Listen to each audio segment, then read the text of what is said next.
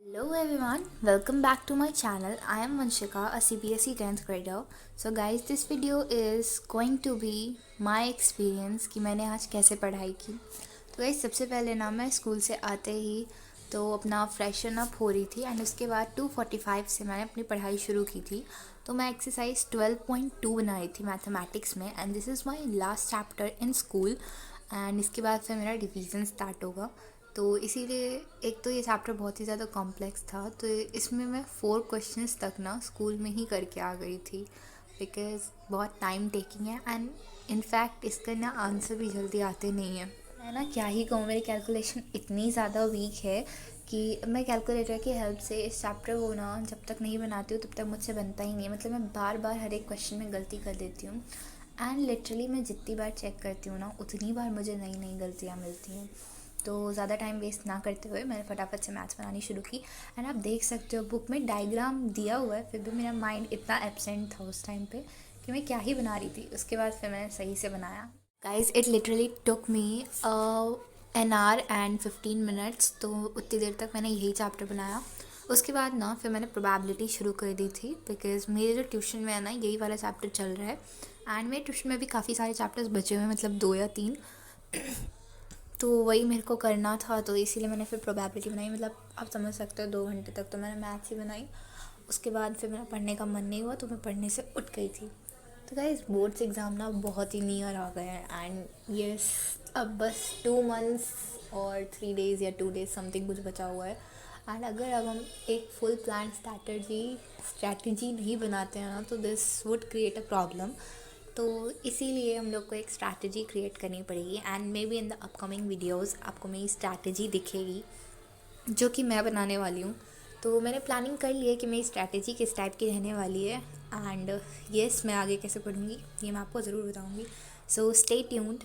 And guys आज ना मेरा गला भी थोड़ा बैठा हुआ है तो इग्नोर दैट। तो गाइज़ यहाँ पर ये कंप्लीट हो चुका है एंड मैं बहुत खुश हो गई थी कंप्लीट करने के बाद, लेकिन ना इसमें मैंने कुछ कुछ क्वेश्चंस के ना बिना आंसर किए ही इसको आधा छोड़ दिया था बिकॉज अब मैं स्कूल में जाके ना अपने फ्रेंड से डिस्कस करूँगी कि मैंने क्या गलती की और क्या नहीं। तो ये दैट्स इट। और उसके बाद जो ये प्रोबेबिलिटी था ना इसमें भी मैं होमवर्क बहुत ज़्यादा ही ना अपने ट्यूशन से ही बना के आ गई थी, मुझे टाइम मिला था तो मैं ना आपको भी यही सजेस्ट करूँगी कि अगर आपको टाइम मिलता है तो आप भी बना लो बिकॉज़ घर पर ना अगर आप होमवर्क में इंडल्ज होते हो तो ये बहुत ज़्यादा टाइम टेकिंग होता ही है।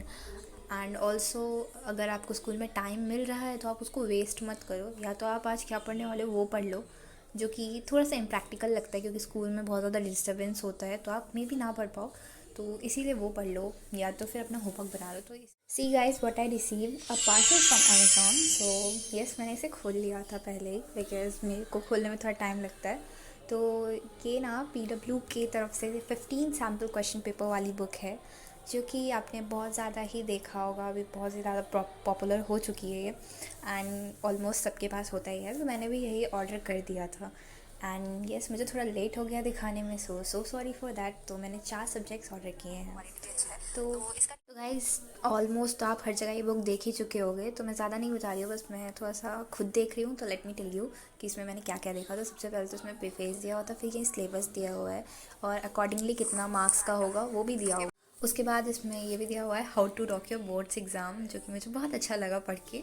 एंड उसके बाद self assessment sheet, this is the best part of the book जो आई थिंक ये है क्योंकि इसमें ना आप हर क्वेश्चन पेपर को पहले सॉल्व करो एंड देन उसको एनालाइज करो कि आपको कितना ठीक था, उसमें कितना टाइम लगा, तो आप वो सब एनालाइज कर सकते हो। उसके बाद था ये OMR शीट भरने का तरीका एंड येस फिर चैप्टर वाइज वेटेज और उसकी एनालिसिस दिया हुआ है एंड फिर आपको कंटेंट का पेज मिलता है जिसमें क्लियरली सब कुछ दिया हुआ है। तो ये सब तो आप देख ही चुके होंगे, चीट शीट्स हैं एंड येस इसमें इतना ही नहीं मोस्ट प्रोबेबल क्वेश्चंस भी थे। उसके बाद मैं पढ़ने बैठ गई थी मेटल नॉन मेटल वाला चैप्टर। तो इसमें मैंने ना सब कुछ पढ़ लिया था, बस ये एक्सट्रैक्शन ऑफ मेटल वाला छोड़ के एंड इसको इग्नोर करना प्लीज़। तो ये वाला पार्ट ना मुझे थोड़ा बोरिंग और बड़ा भी लगा और थोड़ा टफ भी था दूसरी बार पढ़ने के लिए, तो मैंने कोरोजन पढ़ लिया था बट ये एक्सट्रैक्शन वाला पार्ट छोड़ दिया था मतलब मैंने। और ये सारे एक्सपेरिमेंट्स भी मैंने अच्छे से देखे थे तो यस इसको छोड़ दिया एंड ये करीब ना मेरे को रात हो गई थी ये पढ़ते पढ़ते। तो कितना ही जल्दी मैं पढ़ती हूँ, मैं बहुत स्लो पढ़ती हूँ, I am a slow reader. उसके बाद फिर मैंने शुरू किया ये सिविक्स के साथ मैंने जो क्लास में अपने किया है ना मैं आपको क्या ही बताऊँगी, आप आगे देखते जाओ। तो यस, मैं पढ़ने वाली हूँ पॉलिटिकल पार्टीज़, बिकॉज़ ये चैप्टर ना मेरे स्कूल में चल रहा है एंड आउटकम ऑफ डेमोक्रेसी बचा हुआ है एंड इसके बाद में एसएसटी का पूरा सिलेबस कंप्लीटेड हो जाएगा स्कूल में, नॉट मी, मैंने नहीं किया अभी तक। तो ये जो पॉलिटिकल पार्टी वाला चैप्टर है ना, इसमें क्लास में लिटरली मतलब सर पढ़ा रहे हैं, मैंने कुछ नहीं पढ़ा। तो रीज़न इसका ये था ना कि सर थोड़े से ना रियल लाइफ एग्जांपल ज़्यादा ले रहे थे, जिसके कारण मुझे कुछ नहीं आया था, क्योंकि मुझे पॉलिटिक्स का पी भी नहीं आता है इन रियल लाइफ। तो मैं क्लास में ये कर रही थी, ब्लैक एंड वाइट कार्टून को मैंने पूरा शेड कर दिया, उसमें डिज़ाइन दे दिए एंड बस यही नहीं, और भी हैं, मैं आपको दिखाती हूँ।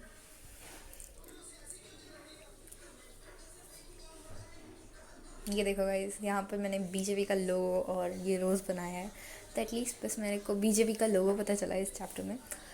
तो इसी को मैं पढ़ूंगी एंड मैं वीडियो लेक्चर देखूंगी, क्योंकि ऐसे तो मुझे समझ आने नहीं वाला, तो मैं खुद से नहीं पढ़ी। सो बाय बाय। उसके बाद मैंने बस किया अपना डिज़र्ट एंड उसके बाद मैं सोने चली गई। Thank you so much, bye.